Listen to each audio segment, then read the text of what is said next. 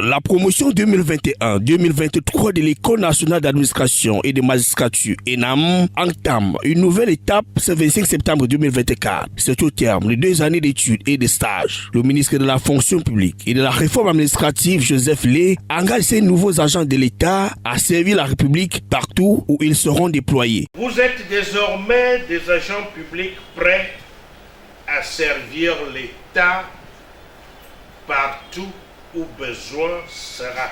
Il est recommandé à ces jeunes fonctionnaires intégrité, probité et loyauté. Au moment où vous vous apprêtez à faire vos premiers pas dans l'administration publique, vous devez garder à l'esprit cet espoir que la nation entière fonde en vous. Vous devrez remplir vos obligations professionnelles dans la dignité, la probité et le loyalisme.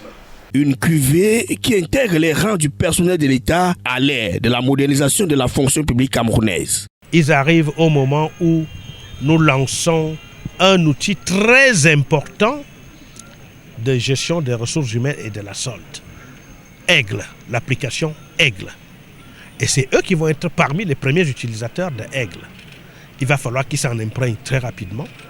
Et nous allons également accélérer leur formation continue parce que grâce à la coopération d'un pays ami, la Corée du Sud notamment, nous allons avoir des smart campus.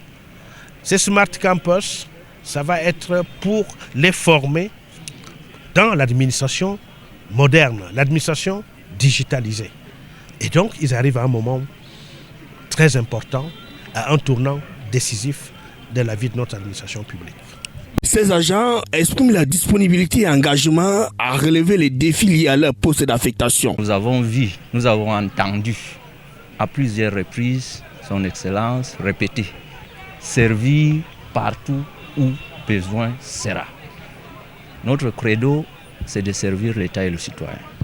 Alors, la décision du ministre de la fonction publique en charge de la gestion du personnel de l'État, qui est tombée aujourd'hui, qui nous a envoyé dans l'un ou l'autre des départements ministériels voulus créer par le chef de l'État, son Excellence Paul Biya, nous y allons, nous travaillerons, nous donnerons ce qu'il faut, nous ferons ce qu'il faut partout où besoin sera.